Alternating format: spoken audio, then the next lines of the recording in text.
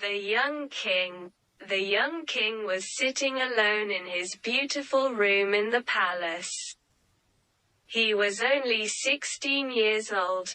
He was wild-eyed like some animal of the forest. The servants of the old king had found him in the forest. He was sitting there playing his pipe and watching the forester's goats.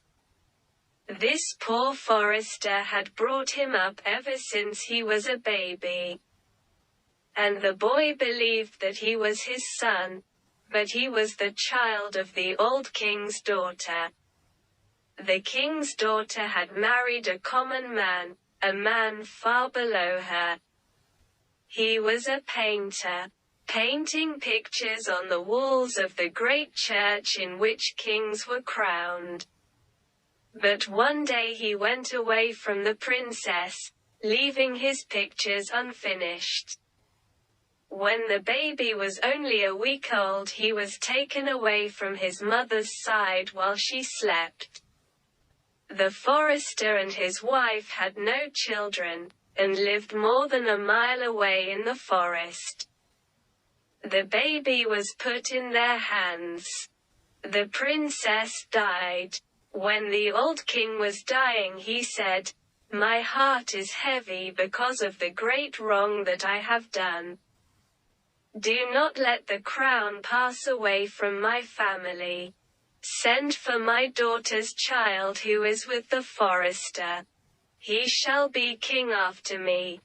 When the boy was brought to the palace, he showed a strange love for all beautiful things. He gave a cry of pleasure when he saw the beautiful clothes and rich jewels, which had been prepared for him. With joy he threw aside the old coat that he had worn in the forest.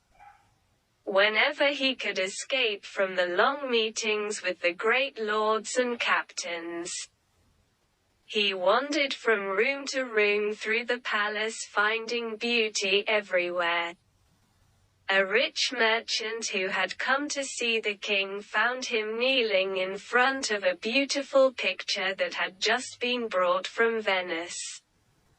On another day, after people had searched for several hours, they found him in a little room at the north end of the palace, looking with wonder at the shape of the Greek god Adonis cut in a jewel. As he lay in his bed, he was thinking of the wonderful coat of gold thread which he would wear when he was crowned, and of his jeweled crown and scepter. The best artists in the world had planned them, and the workers were ordered to work day and night to finish them. He could see himself standing in the great church dressed as a king, wearing these wonderful things. His eyes closed, and sleep came over him, and as he slept, he dreamed. He dreamed that he was standing in a long, low room. All round him he heard the noise of weavers at their work of making cloth. Only a little daylight came in through narrow barred windows. Their faces were white and thin. Little children were working with them. They were weak from hunger and their little hands shook. The young king went to one of the weavers and stood by him and watched. The weaver looked at him angrily. "Why are you watching me?" he said. "Were you sent by our master to keep watch on us?" "Who is your master?" asked the young king. "Our master is a man like myself. There are only two differences between us. He wears fine clothes, and, while I am weak from hunger, he suffers from having too much food." "The land is free," said the young king, "and you are no man's slave. You are not an unpaid worker owned by a master." "In war," answered the weaver. The strong make slaves of the weak, and in peace the rich make slaves of the poor. We must work to live, but they pay us so little that we die. We grow the corn, but we have no bread. We are slaves, though all men call us free. But what do these things matter to you? You are not one of us. Your face is too happy. He turned away and went on weaving. And the young king saw that the thread was of gold and the cloth was cloth of gold. Cold fear seized his heart. Who are you weaving that for? He asked. I am weaving it for the crowning of the young king. But what does that matter to you? The young king gave a loud cry and woke. He was in his own room in the palace. And through the window he saw the golden moon hanging in the sky. He fell asleep again and dreamed. He dreamed that he was on a ship which was being rowed by hundreds of slaves. The master of the ship was sitting in front. His coat was of red silk and great silver rings pulled down his ears. The slaves had only a cloth round their middle. Each man was chained to the man next to him. The hot sun beat down upon him and a man ran up and down between them and struck them so that the blood came, to make them row faster. At last they came to a little bay. They stopped. The seamen seized one of the youngest slaves. They took off his chains. They tied a stone to his feet and let him down by a rope over the side of the ship. After some time he was pulled up out of the water. He had a pearl in his right hand. The seaman took it from him, then pushed him back into the water. The young slave came up again and again. Each time he brought with him a beautiful pearl. The master of the ship put the pearls in a green bag. Then the slave came up for the last time. The pearl that he brought was the best of all. It was shaped like the full moon and brighter than the morning star. But the face of the slave was strangely white, and, as he fell down, blood came from his ears and mouth. Dead, said the master, throw the body into the sea. He looked at the pearl. This shall be for the scepter of the young king. When the young king heard this, he gave a great cry and woke. Through the window he saw the stars beginning to grow dim and the daylight coming. He fell asleep again and dreamed.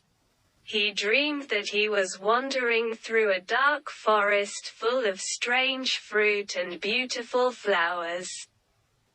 He went on and on until he came out of the forest, and there he saw a great crowd of men working in a dried up river.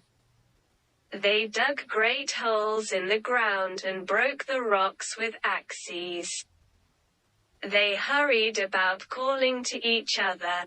He turned and saw an old man standing behind him, holding a mirror in his hand. Who are these men? He asked. The people in the walled cities have no food, and the wells in the country are dry, said the old man. But these men are working in the dried up river to find, what are they trying to find? Jewels for a king's crown, said the old man. For what king? Look in the glass and you will see him. He looked in the glass and saw his own face. He gave a great cry and woke. Bright sunlight was shining into the room and birds were singing in the trees of the garden. The lords and high officers of the government came into the young king's room and bowed to him. The servants brought the coat made of cloth of gold and set down the crown and scepter before him. The young king looked at the things and saw that they were beautiful, more beautiful than anything he had ever seen. But he remembered his dreams, and he said, "Take these things away. I will not wear them." The lords and high officers of the government were very surprised. Some of them thought that he had said this in fun, and they laughed. He spoke to them again. "Take these things away and hide them from me. I will not wear them." This cloth was woven by the white hands of pain. There is blood in jewels and death in the heart of the pearl. And he told them his 3 dreams. When the lords and officers heard this, they said, "He does not know what he is saying. He is out of his mind, for a dream is only a dream." Dreams are not real things and one should take no notice of them. What do the lives of those who work for us matter? Must a man not eat until he has seen the man who grew the corn? How are the people to know that you are king if you are not dressed as a king? The young king looked at him. "Is that so?" he asked. "Won't they know me as a king if I don't have the clothing of a king?" "They will not know you," said the chief officer. "I had thought," he answered, "that there were men who looked like kings." "Perhaps you are right. But I will not wear this coat and I will not be crowned with this crown. I will go out from the palace just as I came into it. Go, all of you. Let only this boy, servant remain." He opened a big box and took out of it the rough coat which he wore when he was watching goats on the hillside. In his hand he took the stick that he carried as a goat herd. The boy servant said, "Sir, I see your coat and your scepter, but where is your crown?" The young king took a branch of a wild rose which had grown up near the window. He made it into a circle and put it on his head. "This shall be my crown," he said, and he went out of his room into the great hall, where the lords and high officers were waiting for him. He went down into the courtyard. He got up on his horse and rode out through the great gates of the palace to go to the church to be crowned, and the boy ran beside him. The people in the streets laughed. "It is the king's fool who is riding by," they said. He stopped and answered, "No, I am the king," and he told them his 3 dreams. A man came out of the crowd and spoke angrily to him. "The life of the poor comes from the fine things that the rich use. The making of these things gives us bread. Go back to your palace and put on the clothing of a king. Why should you care for us and what we suffer? Are not the rich and the poor brothers?" asked the young king. His eyes filled with tears and he rode on through the angry cries of the people. The boy servant became afraid and left him. The soldiers tried to stop him at the great gate of the church. "No one may enter here except the king," they said to him. "I am the king," he answered angrily, and he pushed them aside. The highest priest in the church was waiting to crown the new king. The high priest saw the young king coming dressed as a goat heard. He went to meet him and said, "My son, is this the dress of a king? With what crown shall I crown you? What scepter shall I put in your hand? This should be a day of joy. Shall joy wear what sadness and pain have made?" said the king. And he told him his dreams. "I am an old man," answered the high priest, "and I know that many wrong things are done in the world. But God has made us as we are, and He is wiser than you. The weight of this world's suffering is too great for one man to bear, too heavy for one man to suffer. Do you say that in this house of God?" said the young king. He walked past the high priest and knelt and bowed his head in prayer. Suddenly a great noise came from the street outside. The lords entered, shouting, "Where is this dreamer of dreams? Where is the king who is dressed as a goat herd?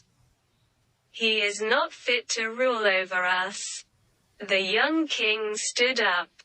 He turned and looked at him sadly. Then sunlight poured down through the colored glass of the window and made for him a covering far more beautiful than the coat of cloth of gold. The stick put out white flowers more beautiful than any pearl, and the wild rose on his head shone brighter than any jewel. He stood there dressed as a king, and the light of heaven filled the place. There was music and singing. The people fell on their knees. The high priest laid his hands on the young king's head. "A greater one than I has crowned you," he said, and knelt down before him.